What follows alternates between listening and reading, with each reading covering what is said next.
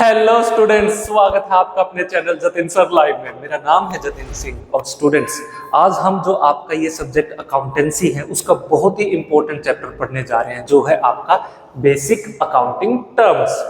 देखिए students, chapter number 1 में मैंने आपको एक बात बताई थी कि अकाउंटिंग बेसिकली क्या है। अकाउंटिंग है जी आपकी बिजनेस की एक लैंग्वेज, और लैंग्वेज का मेन काम क्या है, वो है जी कम्युनिकेशन करना।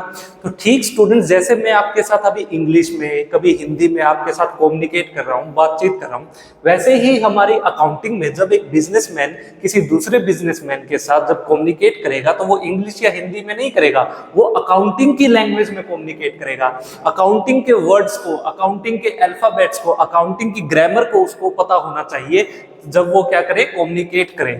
तो स्टूडेंट्स, वो अकाउंटिंग की कौन से अल्फाबेट्स है, वो क्या ग्रामर है, हमें इंग्लिश ग्रामर तो आपको आती है, मुझे भी आती है, हिंदी भी आपको आती है, व्याकरण। अब अकाउंटिंग की आपको वो अल्फाबेट्स और वो ग्रामर सीखनी है।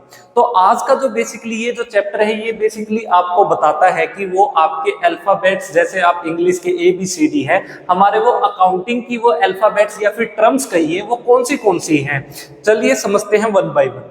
तो स्टूडेंट्स, सबसे पहली जो हमारी अकाउंटिंग की बेसिक टर्म है वो है जी आपकी बिजनेस ट्रांजैक्शन। देखिए स्टूडेंट्स, ये जो आपका चैप्टर है ये आपकी फाउंडेशन है, बेस है, ये आपकी नींव है। अगर आज आपने ये चैप्टर सीख लिया तो 12th से लेके BCom, MCom, MBA, CA सब जगह आपको सहूलियत आसानी रहेगी। तो इसको बहुत ध्यान से, बहुत इंपॉर्टेंट से समझना। देखिए बिजनेस ट्रांजैक्शन, देखिए बिजनेस ट्रांजैक्शन में स्टूडेंट सबसे पहले वर्ड को समझिए कि आपका ये ट्रांजैक्शन क्या होता है। देखिए ट्रांजैक्शन का मतलब जब भी कोई भी काम में दो लोग इन्वॉल्व हो तो उसे हम ट्रांजैक्शन कहते हैं। मतलब दो लोग मिलके कोई भी काम करेंगे वो ट्रांजैक्शन है। जैसे आपकी मम्मा आपके लिए खाना बनाती है, ये क्या है, एक ट्रांजैक्शन है। आप अपने पापा के लिए चाय बनाते हो, ये क्या है, आपके और आपके पापा के बीच की एक ट्रांजैक्शन है। आपने अपनी सिस्टर के लिए मैगी बनाई तो ये क्या है, आपकी और आपकी सिस्टर के बीच में एक ट्रांजैक्शन है। यानी इसमें कितने लोग इन्वॉल्व हैं, दो लोग, 2 पीपल्स इन्वॉल्व हैं। तो स्टूडेंट्स, हम यहाँ पे जो ट्रांजैक्शन की बात कर रहे हैं उसमें देख लीजिए दो लोग जब इन्वॉल्व हो कम से कम तो उनको हम 2 पार्टीज कहते हैं। हमारी अकाउंटिंग की लैंग्वेज में हम उन्हें क्या कहेंगे, 2 पार्टीज। जिस भी काम में दो लोग इन्वॉल्व हो तो आप कहेंगे उस काम में 2 पार्टीज इन्वॉल्व है। सबसे पहली बात। अब मैं यहाँ किस ट्रांजैक्शन की बात कर रहा हूँ स्टूडेंट्स, मैंने आपको ये बताया था कि हमारा सब्जेक्ट ये जो अकाउंटेंसी है वो सिर्फ पैसे से यानी मनी से रिलेटेड है। जहां पैसे की बात होगी समझ लीजिए हमारे सब्जेक्ट की बात है, अगर पैसा नहीं तो हमारा सब्जेक्ट नहीं। ठीक उसी प्रकार से वो ट्रांजैक्शंस जिसमें मनी इन्वॉल्व हो, जिसमें क्या इन्वॉल्व हो, पैसा, मनी इन्वॉल्व हो, उन ट्रांजैक्शंस को ही हम क्या कहेंगे, हमारी बुक्स के लिए फाइनेंशियल ट्रांजैक्शंस। उन ट्रांजैक्शंस को हम क्या कहते हैं, फाइनेंशियल ट्रांजैक्शन। यानी जिन ट्रांजैक्शन जिसमें कोई भी पैसा इन्वॉल्व हो उन्हें फाइनेंशियल ट्रांजैक्शन कहेंगे, और उन्हीं ट्रांजैक्शन को हम हमारे सब्जेक्ट में इंक्लूड करेंगे। नंबर 2, अब बात आती है कि सर आपने कहा कि यहाँ पे पैसा इन्वॉल्व होना चाहिए, आपने कहा कि 2 पार्टीज भी इन्वॉल्व होना चाहिए। जब 2 पार्टीज इन्वॉल्व होंगी और पैसा इन्वॉल्व होगा तो उन ट्रांजैक्शंस को हम कहेंगे फाइनेंशियल ट्रांजैक्शन, राइट। लेकिन सर यहाँ पे ये बिजनेस ट्रांजैक्शन क्या है ये बताइए ना। बिल्कुल स्टूडेंट्स, चलिए समझिए कि आपकी ये बिजनेस ट्रांजैक्शन क्या है। देखिए मान लीजिए कि ये मिस्टर मोहन है, हमारे ये व्यापारी हैं, इन्होंने डिसाइड किया कि वो एक मोहन स्वीट्स के नाम से मिठाइयों का एक व्यापार करेंगे। अब देखिए स्टूडेंट्स, अगर उन्हें स्वीट्स का कारोबार करना है तो उन्हें कुछ ना कुछ तो बहुत सारी ट्रांजैक्शंस करनी होंगी, है ना। कौन सी ट्रांजैक्शन, जिसमें मनी इन्वॉल्व हो। जैसे कि अब स्टूडेंट्स, उनको अगर मिठाइयों का व्यापार करना है तो सबसे पहले वो क्या क्या चीजें करेंगे, वो कुछ खरीदेंगे। क्या खरीदेंगे, वो गुड्स खरीदेंगे, परचेज ऑफ गुड्स। किससे खरीदेंगे, अब 2 पार्टीज तो इन्वॉल्व होंगी। कौन सी वो 2 पार्टीज हैं जिनसे वो खरीदेंगे स्टूडेंट्स, उनको हम यहाँ कहते हैं सप्लायर। वो अपने कोई सप्लायर है उससे क्या खरीदेंगे, कुछ गुड्स खरीदेंगे। अब मिठाई के लिए गुड्स क्या होती है, घी, चीनी, शक्कर, काजू, बादाम, पिस्ता वगैरह क्या है, इनके लिए वो गुड्स है, इनसे ही तो वो मिठाइयां बनाएंगे। अब इन्होंने ये मिठाइयां खरीद ली, खरीद के रखेंगे कहाँ, इनके पास तो कोई जगह नहीं, तो इन्होंने क्या किया, ये बिल्डिंग किराए पे ली।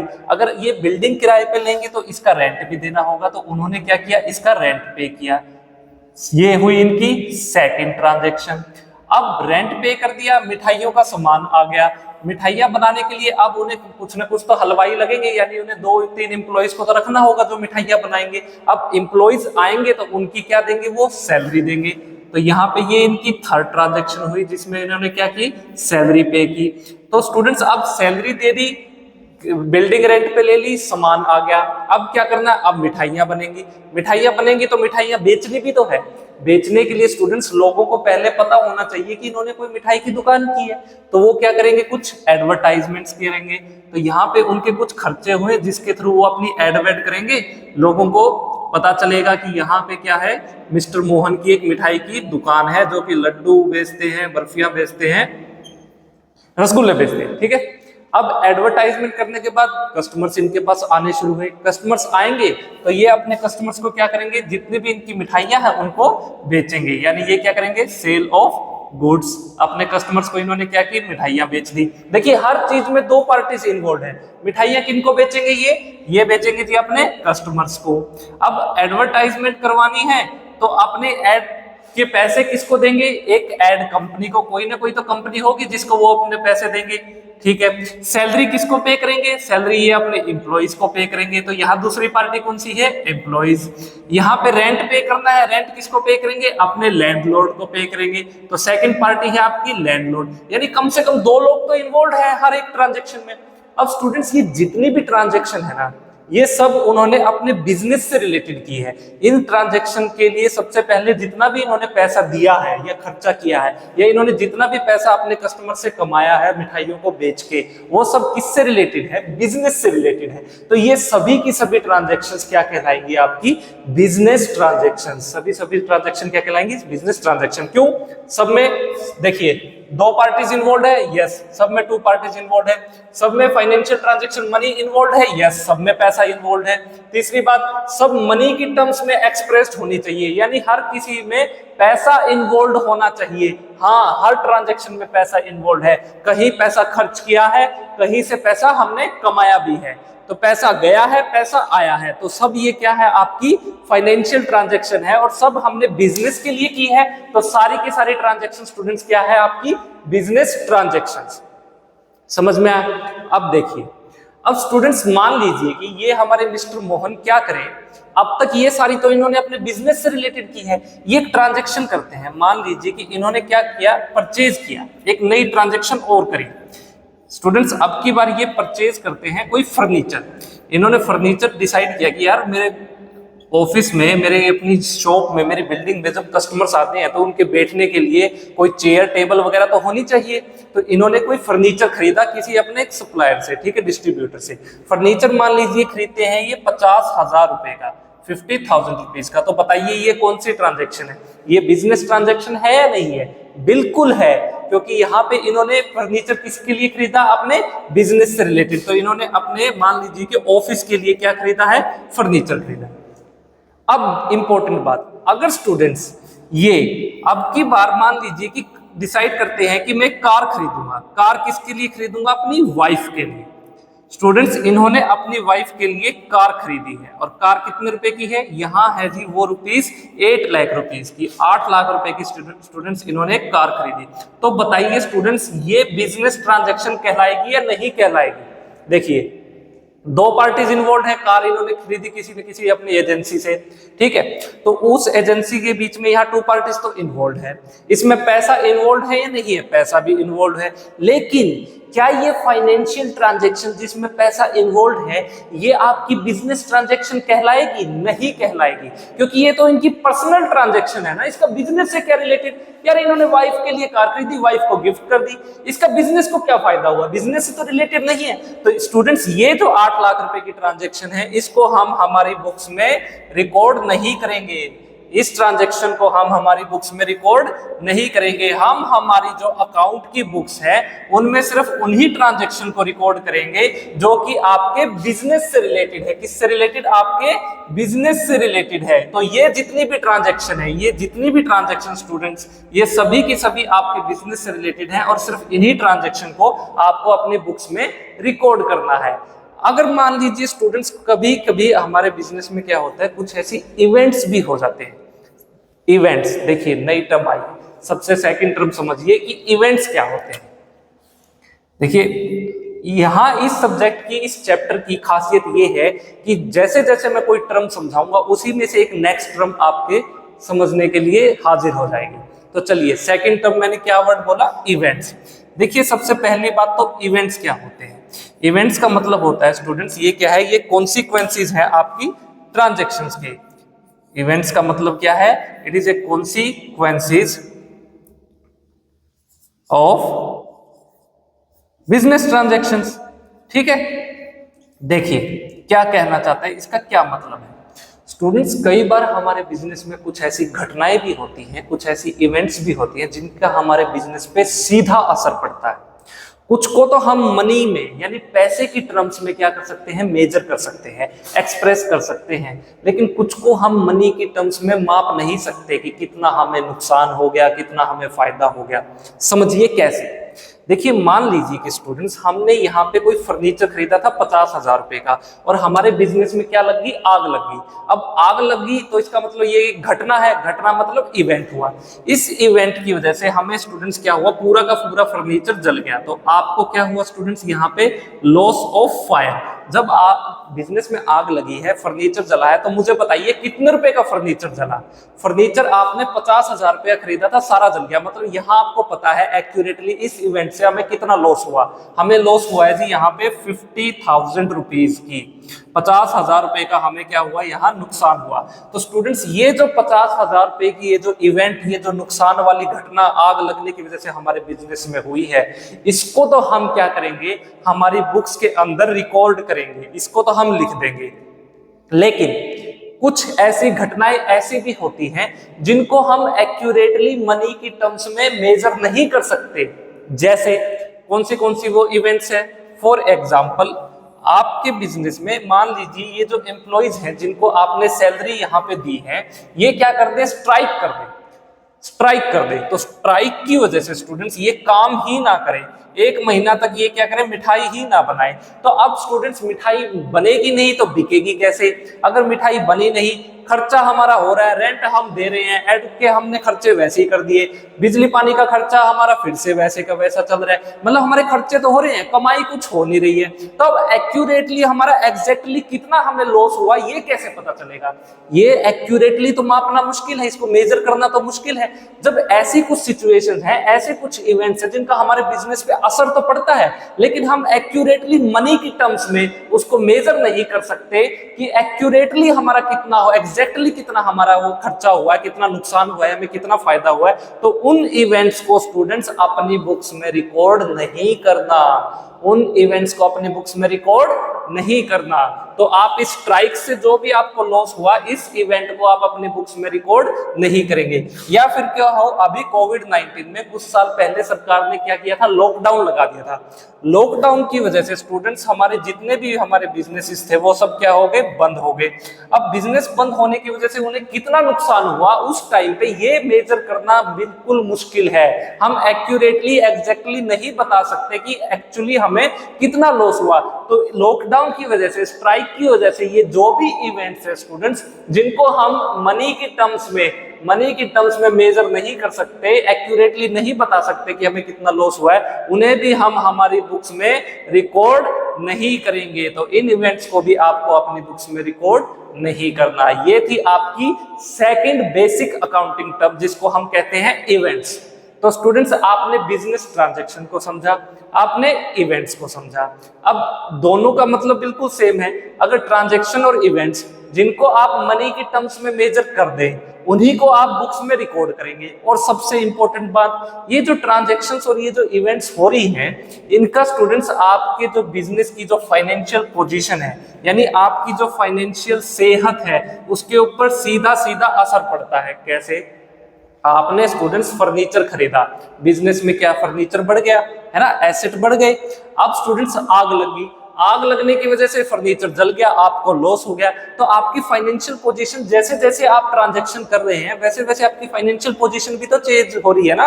आपने फर्नीचर खरीदा था, फर्नीचर तो बढ़ गए, लेकिन फर्नीचर कैश दे के खरीदा था ना, पैसे दे के खरीदा था। पैसे आपके बिजनेस में, कैश क्या हो गया, घट गया। तो एक चीज बढ़ गई, एक घट गई, इससे क्या हुआ, आपकी फाइनेंशियल पोजीशन में भी बदलाव आया है, आपकी फाइनेंशियल पोजीशन भी चेंज हुई है। तो ये एक बेसिक आपको पता होना चाहिए जब भी हम बात करते हैं अपनी बिजनेस ट्रांजैक्शन की या फिर हमारे इवेंट्स की। तो स्टूडेंट्स एक नई चीज आप सीखने को अब आपको मिलेगी। क्या? देखिए मैंने यहाँ पे एक वर्ड यूज किया है गुड्स, परचेज ऑफ गुड्स। इस व्यापारी ने गुड्स को खरीदा, उसके बाद इस व्यापारी ने अपने गुड्स को बेचा, यानी ये गुड्स क्या है?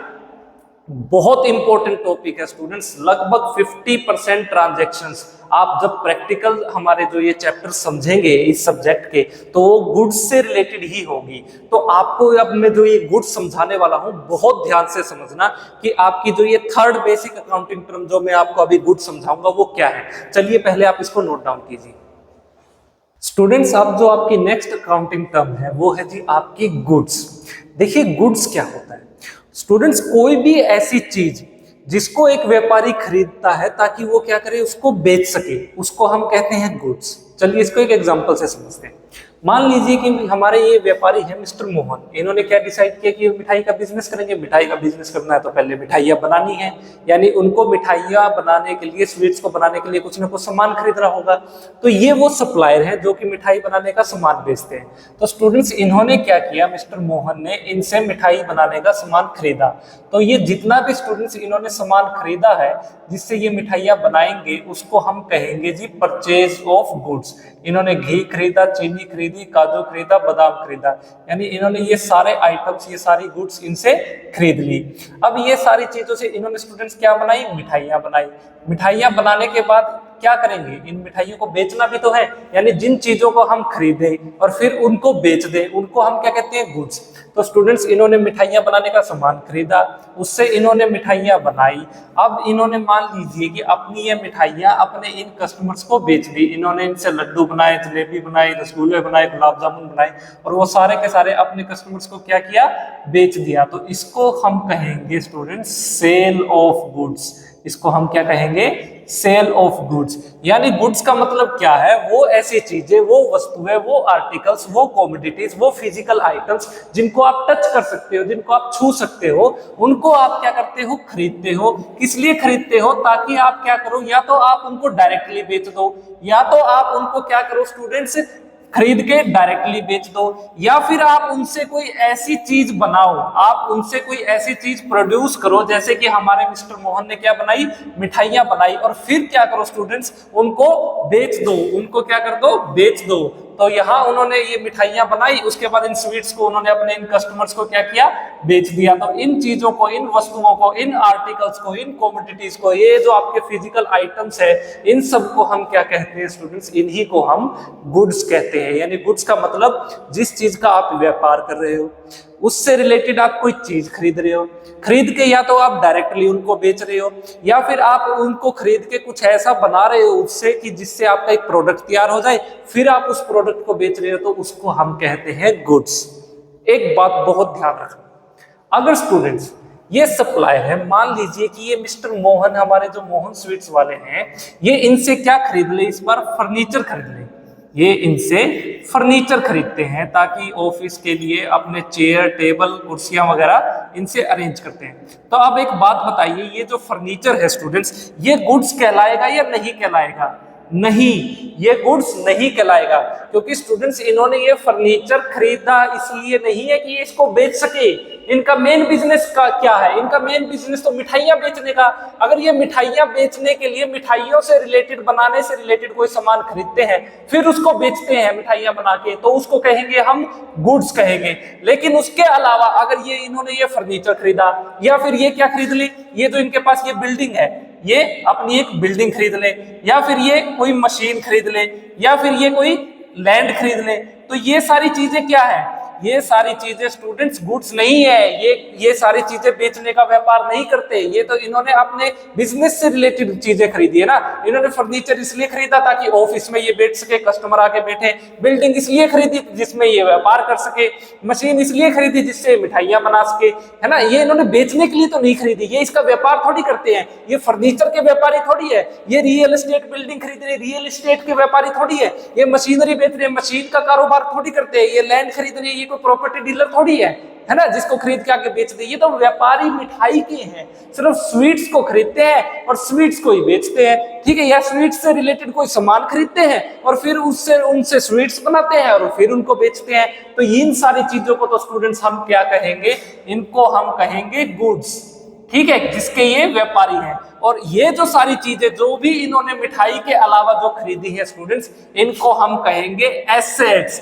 ये इनकी संपत्ति है, ये इनकी प्रॉपर्टी है, इनको हम एसेट्स कहते हैं। इनको हम कभी भी गुड्स नहीं कहेंगे। गुड्स हम उन्हीं चीज को कहेंगे जिनका एक बिजनेसमैन क्या करता है, व्यापार करता है। मान लीजिए कपड़े की जगह आप मिठाई की जगह आप एक कपड़े के व्यापारी को लीजिए। एक कपड़े का व्यापारी अगर कोई क्लोथ्स खरीदता है, कपड़े खरीदता है और फिर उससे पैंट शर्ट बना के अपने कस्टमर्स को बेच देता है, तो वो जो क्लोथ्स हैं वो क्या है जी, उसके गुड्स हैं। लेकिन वही एक कपड़े का व्यापारी अगर क्या खरीदे, कोई अपने क्या कहते हैं फर्नीचर खरीदता है या फिर कोई मशीन खरीद ले या कोई बिल्डिंग खरीद ले, तो उसको हम स्टूडेंट्स क्या नहीं कहेंगे, गुड्स नहीं कहेंगे। क्योंकि कपड़े का व्यापारी अगर कपड़ा खरीदेगा और कपड़ा बेचेगा तो वो गुड्स है। उसके अलावा अगर वो बिल्डिंग खरीदता है, लैंड खरीदता है, मशीन खरीदता है, तो वो क्या कहलाएंगे, उसके एसेट्स कहलाएंगे। ये डिफरेंस हमेशा आपको याद रखना है। बच्चे स्टूडेंट्स बहुत कंफ्यूज होते हैं कि गुड्स क्या है, एसेट्स क्या है। इसमें आपको बेसिक डिफरेंस ये है। दूसरी चीज स्टूडेंट्स, जब भी आप क्या करेंगे, गुड्स को पढ़ेंगे, ये बहुत इंपॉर्टेंट टॉपिक है। लगभग 50% आपकी जो प्रैक्टिकल ट्रांजैक्शंस है, जो भी आप अपनी इस सब्जेक्ट के अंदर इन आने वाले चैप्टर्स में सोल्व करेंगे, वो गुड्स से रिलेटेड होंगी। तो अभी समझिए स्टूडेंट, जब भी आपको गुड्स से रिलेटेड कोई भी ट्रांजैक्शन दिख जाए, खरीदने या बेचने की, तो आपको याद रखना है कि गुड्स अगर आप खरीदते हो तो आप क्या कहेंगे, उनको परचेज, यानी परचेज वर्ड्स यूज होगा गुड्स के लिए। और जब आप गुड्स को बेचोगे तो आप यूज करोगे सेल। सेल मतलब देखिए स्टूडेंट, जब आपने गुड्स खरीदी तो आपके खर्चे हुए, गुड्स खरीदी तो आपके खर्चे हुए, आपकी जेब से पैसा गया। लेकिन जब आपने इन गुड्स को, इन मिठाइयों को बेचा, तो कस्टमर से आपको पैसे मिले, यानी आपको इनकम हुई, है ना। यानी जब भी आप गुड्स को सेल करोगे, गुड्स को सेल करोगे तो आपको इनकम होगी। गुड्स को जब भी आप परचेज करोगे तो आपके क्या होंगे, एक्सपेंसेस होंगे। गुड्स को स्टूडेंट जब भी आप परचेज करोगे तो क्या होंगे, आपके एक्सपेंस होंगे। और गुड्स को जब भी आप सेल करोगे तो आपकी क्या होगी, इनकम होगी, कमाई होगी। एक बात याद रखना, इसको बहुत ध्यान से समझना। और एक और इंपॉर्टेंट बात स्टूडेंट्स, गुड्स को हम क्या कहते हैं, इसको स्टॉक इन ट्रेड भी कहा जाता है। तो ये स्टॉक इन ट्रेड क्या है, ये जो मैंने आपको अभी बताया, ये परचेज क्या है, और अभी आपने ये जो सेल पढ़ा है, ये सेल क्या है। मैंने बताया ना, गुड्स से रिलेटेड 3 चीजें हैं। एक तो आपकी ये परचेज है, दूसरी आपकी ये सेल है, एक आपका स्टॉक है। इसको हम स्टॉक इन ट्रेड भी कहते हैं। तो ये तीनों क्या क्या है, चलिए उसको अभी मैं आपको समझाता हूं, तब तक आप इसको नोट डाउन कीजिए। एग्जाम में आता है तो आपको यही लिखना है। स्टूडेंट्स, आपने गुड्स को समझा, यानी जिन चीजों को बेचने के लिए खरीदा जाता है उनको गुड्स कहते हैं। ठीक वैसे ही अब बात आई जिनको बेचने के लिए पहले खरीदा जाता है ना, तो यहाँ पे बात आई है खरीदना, यानी परचेजेस। तो परचेजेस के अंदर स्टूडेंट्स वो ट्रांजैक्शन, सिर्फ वही ट्रांजैक्शन इंक्लूड होंगी जिसमें आप गुड्स को क्या करेंगे, खरीदेंगे, यानी गुड्स को क्या करेंगे, परचेज करेंगे। सिर्फ उन्हीं ट्रांजैक्शंस को हम किस में इंक्लूड करेंगे, आपके परचेजेस में। वो कौन कौन सी ट्रांजैक्शन है, देखिए व्यापारी है मिठाई बनाने वाले, मिठाई बनाने के लिए इनको मिठाई बनाने का सामान खरीदना होगा। वो कौन सा, जैसे ये शुगर खरीदेंगे, आटा खरीदेंगे, काजू बादाम पिस्ता वगैरह, ये सारे ड्राई फ्रूट्स खरीदेंगे। तो ये जितनी भी ट्रांजैक्शंस इन्होंने की है, जिससे ये क्या बनाएंगे स्टूडेंट्स, यहाँ पे मिठाइयां बनाएंगे।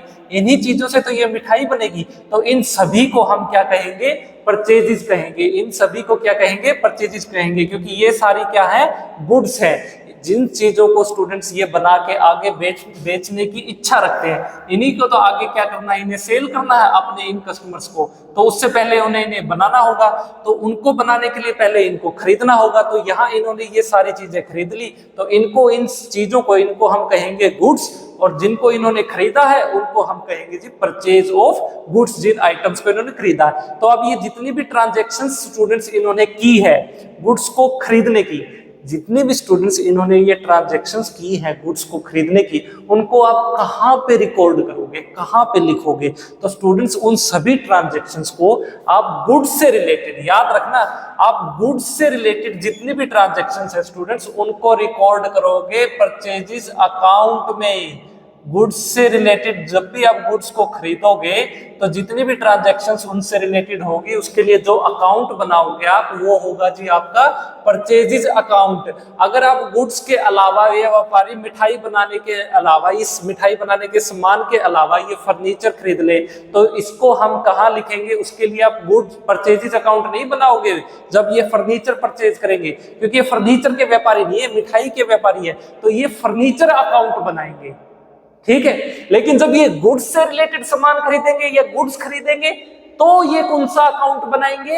ये परचेजेस अकाउंट बनाएंगे जब भी ये क्या करेंगे? गुड्स से रिलेटेड कोई भी सामान खरीदेंगे। तो स्टूडेंट्स अब इन्होंने परचेज ऑफ गुड्स कर लिया, गुड्स को खरीद लिया, तो ये जब परचेजेस आप गुड्स को खरीदते हो, गुड्स को परचेज करते हो, तब दो तरीके से परचेज कर सकते हो। एक तो होता है जी आपका कैश परचेज, एक होता है आपका क्रेडिट परचेज। कैश परचेज का मतलब क्या है? स्टूडेंट्स हमने ये जितना भी सारा सामान अगर अपने इन सप्लायर से जो भी मिस्टर मोहन ने खरीदा है, इसकी ये क्या करे? सारी की सारी पेमेंट किस में कर दे? कैश में। कैश में क्या कर दे? पेमेंट कर दे कंप्लीट, पूरे के पूरे सामान की। तो इस जितनी भी ये ट्रांजैक्शंस है स्टूडेंट्स, इनको हम कहेंगे कैश परचेजेस। इनको आप क्या कहोगे? Cash purchases. मतलब आपने सारी पेमेंट कर दी। वही ऑन द अदर हैंड मान लीजिए कि इनके पास अभी पैसे नहीं है देने के लिए, ये अपने इस सप्लायर को वादा करते हैं कि देख भाई दिवाली आने वाली है, दिवाली में सेल बढ़ती है, अभी मेरे पास इतना पैसा नहीं है कि मैं सारा का सारा अभी दे दूं। जैसे दिवाली में सेल बढ़ेगी, कस्टमर से पैसा आएगा, मैं बाद में तुझे दे दूंगा मिठाइयाँ बेचने के बाद, है ना। अभी मिठाइयाँ बनाने का सामान मुझे दे दे, मिठाइयाँ बेच के मैं तेरे को कुछ टाइम के बाद पैसे दे दूंगा। मतलब इन्होंने सामान क्या किया? जितनी भी गुड्स क्या की? उधार पे खरीद ली। यानी क्रेडिट परचेज का मतलब स्टूडेंट्स आप क्या करते हैं? यहाँ पे उधार में अपने गुड्स को खरीद लेते हैं। तो इस ट्रांजैक्शन को हम कहेंगे जी आपकी क्रेडिट परचेजेस। अगर ये सारी की सारी पेमेंट ये क्या करें? अभी के लिए उधार पे ये सारा का सारा सामान खरीद लेते हैं, ये सारा का सारा सामान, ये जितने भी गुड्स है ये क्रेडिट पे, उधार पे खरीदते हैं और इसकी पेमेंट बाद में करने को कहते हैं, तो इसको हम कहेंगे क्रेडिट परचेजेस। तो ये जितने भी ट्रांजैक्शंस होंगे स्टूडेंट्स, जिस अकाउंट में आप गुड्स को जब खरीदोगे उससे रिलेटेड ट्रांजैक्शंस को आप रिकॉर्ड करोगे तो उस अकाउंट को हम कहेंगे परचेजेस अकाउंट। ये बात आपको ध्यान रखनी है। चलिए इसको नोट डाउन कीजिए स्टूडेंट्स। अब जो नेक्स्ट अकाउंटिंग टर्म हम पढ़ेंगे वो है जी आपकी परचेज रिटर्न्स। देखिए ये क्या है स्टूडेंट, जरूरी नहीं है कि व्यापारी हर बार अपने सप्लायर से सामान खरीदे ही, गुड्स को खरीदेगा। कई बार कुछ ऐसे रीजन आ जाते हैं, कुछ ऐसी सिचुएशन आ जाती है जिसकी वजह से हमें अपने जो सप्लायर्स हैं उनको सामान, जो गुड्स हमने उनसे खरीदी है उनको वापस भी करना पड़ सकता है। हो सकता है कि हमें पुअर क्वालिटी की मिल गई, या फिर हमने किसी और ब्रांड की कोई गुड्स मांगी थी, उन्होंने किसी और ब्रांड की कोई गुड्स मिल गई। मतलब कुछ भी कारण हो सकता है, कुछ भी रीजन हो सकते हैं। तो वो सारी गुड्स जो हमने उनसे खरीदी थी, किसी वजह से हमें वो पसंद नहीं आई और हमने क्या किया, फिर से उनको वापस अपने जो सप्लायर है उनको क्या कर दिया, उन्हें रिटर्न कर दिया। जो खरीदी हुई गुड्स थी उनको क्या कर दिया, रिटर्न कर दिया। तो उन गुड्स को स्टूडेंट्स हम क्या कहेंगे, उनको कहेंगे परचेज रिटर्न्स। और स्टूडेंट्स एक और बात याद रखनी है आपको, बहुत इंपॉर्टेंट है, आपके एग्जाम में या तो आपको परचेज रिटर्न्स दिया मिलेगा। परचेज रिटर्न्स का मतलब जो गुड्स आपने परचेज की थी वो आपने फिर से वापस कर दी, रिटर्न कर दी, या फिर आपको क्या दिया मिलेगा, आपको लिखा मिलेगा रिटर्न आउटवर्ड्स। देखिए दोनों का मतलब बिल्कुल सेम ही है। परचेज रिटर्न्स को ही स्टूडेंट्स हम क्या कहते हैं, रिटर्न आउटवर्ड्स। मतलब जो गुड्स आई थी उसको क्या कर दिया हमने, आउट कर दिया, आउटवर्ड्स होगी। तो आपको हमेशा याद रखना है, परचेज रिटर्न्स हो या रिटर्न आउटवर्ड्स हो, दोनों का क्या मतलब है कि जो गुड्स हमने खरीदी थी उसको हमने क्या कर दिया, रिटर्न कर दिया। और उसको हम क्या कहते हैं, या तो हम उन्हें परचेज रिटर्न्स कहते हैं या फिर उनको क्या कहते हैं, हम रिटर्न आउटवर्ड्स कहते हैं। चलिए इसको नोट डाउन कीजिए स्टूडेंट। 6 जो हमारी अकाउंटिंग टर्म है उसको हम कहते हैं सेल्स। देखिए सेल्स क्या होता है देखिए मीनिंग में हमें कहा गया है कि सेल्स के अंदर जो गुड्स का मालिकाना हक है हम कस्टमर को तब तक ट्रांसफर नहीं करेंगे जब तक कि वो क्या ना दे दे, उसके बदले कुछ ना कुछ प्राइस, हमें कुछ ना कुछ पैसे, कुछ ना कुछ कीमत ना पे करे। जैसे कि मोहन स्वीट्स वाले मिस्टर मोहन है, ये अपनी मिठाइयों को तब तक नहीं बेचेंगे अपने कस्टमर्स को जब तक ये उसके बदले उससे क्या ना ले ले, कुछ ना कुछ प्राइस ना ले ले, कुछ ना कुछ पैसे ना ले ले। अगर बिना प्राइस के, बिना कीमत के हम कोई गुड्स ऐसे ही दे रहे हैं तो वो सेल नहीं कहलाएगी।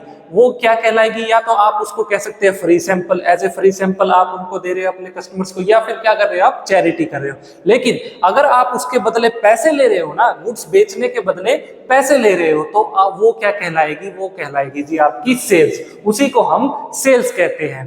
अब देखिए सेल्स का इस्तेमाल, ये जो टर्म है, ये जो मैंने टर्म यूज की है सेल्स, इसका हम यूज कब करते हैं? इसका यूज स्टूडेंट्स जब करेंगे जब गुड्स आपने क्या की थी, खरीदी थी। ये गुड्स आपने क्या की थी, खरीदी थी। अब मिस्टर मोहन ने स्वीट्स बनाने के लिए इनसे क्या खरीदा था? घी, चीनी, शक्कर, काजू, बादाम, पिस्ता वगैरह सारा खरीदा था, है ना। इसी से तो इन्होंने क्या बनाई है, मिठाइयां बनाई है। उस मिठाइयों को इन्होंने अपने कस्टमर्स को बेचा है। यानी वो गुड्स जो कि आपने खरीदी थी, जिसको आप क्या कर सके, फिर से रीसेल कर सके, फिर से बेच सके, उन्हीं के लिए आप क्या करेंगे, उन्हीं गुड्स के लिए आप इस्तेमाल करेंगे जी सेल्स वाली टर्म। ठीक है। अब एक बात याद रखना, अगर स्टूडेंट्स आपने गुड्स को बेचा है तो आप क्या कहेंगे, सेल्स। अगर स्टूडेंट्स आपने गुड्स के अलावा आप मिठाइयों का व्यापार कर रहे हैं, ये इन्होंने मिठाइयां बेच दी, स्वीट्स बेच दी, तो ये कहेंगे मैंने सेल्स की है। लेकिन अगर ये अपनी मोहन स्वीट्स में रखा हुआ फर्नीचर, टेबल, चेयर बेच दे तो वो सेल्स नहीं कहलाएगा। उसके लिए आप सेल्स टर्म यूज नहीं करोगे। ये सेल्स वाली टर्म उसी लिए यूज होगी, ये वर्ड का इस्तेमाल तभी होगा जब आप क्या करोगे, अपनी मिठाइयों को बेचोगे। मिठाइयों के अलावा अगर आप फर्नीचर बेचते हो, आप लैंड बेच देते हो, आप कोई मशीन बेचते हो, तब आप किसका यूज नहीं करोगे, सेल्स की टर्म का आप कभी भी यूज नहीं करोगे। जब आप क्या करेंगे, अपने एसेट्स यानी लैंड, बिल्डिंग, मशीन, ये सब बेचते हो। अब एक और बात याद रखना, जैसे कि आपने कोई चीज बेची है अपने कस्टमर्स को, इस कस्टमर को आपने गुड्स बेच दी, अगर स्टूडेंट्स ये अभी आपको पेमेंट कर दे, आज के आज ये आपको पेमेंट कर दे, तो उसको तो हम कहेंगे कैश सेल्स। उसको हम क्या कहेंगे, कैश सेल्स। लेकिन अगर ये कस्टमर आपको कहता है कि देखिए जी अभी मेरे पास पैसे नहीं है, मैं क्या करूंगा, 12-13 दिन के बाद मैं आपके पैसे दे जाऊंगा, तब तक मेरी सैलरी आ जाएगी, है ना। अभी तो महीने का एंड चल रहा है, अभी कहां से मैं पैसे लाऊंगा, अभी मुझे मिठाइयों की सख्त जरूरत है, घर पे रिलेटिव्स आए हैं। हम कहते हैं चलो कोई बात नहीं। तो वो जो कस्टमर्स को, जिसको आपने उधार पे अपनी गुड्स को बेच दिया, है ना, अपनी मिठाइयों को बेच दिया, उसको आप कहेंगे स्टूडेंट्स क्रेडिट सेल्स। यानी यहाँ पे आपकी जो सेल्स है ये भी कितने टाइप्स की है, ये 2 टाइप्स की है। एक होती है आपकी कैश सेल्स, एक होती है आपकी क्रेडिट सेल्स। जब सारा पैसा आपको इमीडिएट मिल जाए, अभी के अभी कैश में आप बेचे, तो वो कैश सेल्स कहलाएगी। अगर आप उधार में अपने कस्टमर्स को गुड्स बेचते हो, तो वो गुड्स को जो सेल की है उसको हम कहते हैं जी आपकी क्रेडिट सेल। तो स्टूडेंट्स ये था आपका सेल्स से रिलेटेड टॉपिक, इंपॉर्टेंट है, इसको ध्यान से समझिएगा। चलिए इसको नोट डाउन कीजिए।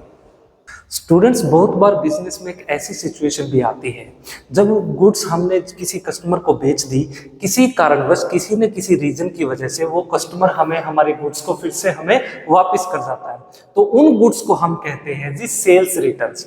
तो सेल्स रिटर्न्स का मीनिंग क्या है, इसका मतलब वो गुड्स हैं जो कि हमें क्या करनी पड़ेगी, फिर से वापस लेनी पड़ेगी। Those goods which are taken back from the customers for one or another reason, these goods are known as sales returns. वो कोई भी कारण हो सकता है, मान लीजिए पुअर क्वालिटी की गुड्स थी, कस्टमर ने मिठाई मांगी थी, इसने मांगे थे रसगुल्ले, हमने इसको गुलाब जामुन दे दिए, ठीक है। तो वो कोई भी रीजन हो सकता है जिसकी वजह से कस्टमर क्या कर दे, हमारी गुड्स को फिर से हमें वापस कर जाए, जो गुड्स हमने उसको बेच दी थी। तो उन गुड्स को हम सेल्स रिटर्न्स भी कहते हैं। लेकिन एक इंपॉर्टेंट बात, आपको एग्जाम में अगर लिखा मिल जाए रिटर्न आउट इनवर्ड्स, देखिए सेल्स रिटर्न का दूसरा नाम है जी रिटर्न इनवर्ड्स। रिटर्न इनवर्ड्स का मतलब जो गुड्स हमने बेच दी थी वो फिर से क्या होगी, इन हो गई, फिर से इन होगी, यानी वो क्या हुई, सेल्स रिटर्न्स। सेल्स रिटर्न्स और रिटर्न इनवर्ड्स बिल्कुल सेम है, दोनों का मतलब आपको हमेशा याद रखना सेल्स रिटर्न का दूसरा नाम क्या है, रिटर्न इनवर्ड्स। और एक और इंपॉर्टेंट बात, जब हम क्या करेंगे, जितनी भी हमारी सेल्स से रिलेटेड ट्रांजेक्शन है स्टूडेंट्स, हम किस में रिकॉर्ड करोगे, आप जितनी भी आपने ट्रांजेक्शन आपकी सेल्स से रिलेटेड है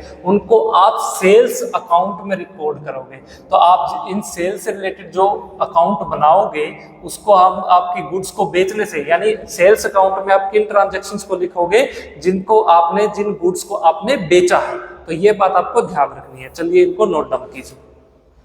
नेक्स्ट अकाउंटिंग टर्म है आपकी, उसका नाम है स्टॉक। देखिए स्टॉक क्या होता है। मान लीजिए कि आप क्या करते हो, मोहन स्वीट्स के अंदर गए मिठाई लेने के लिए।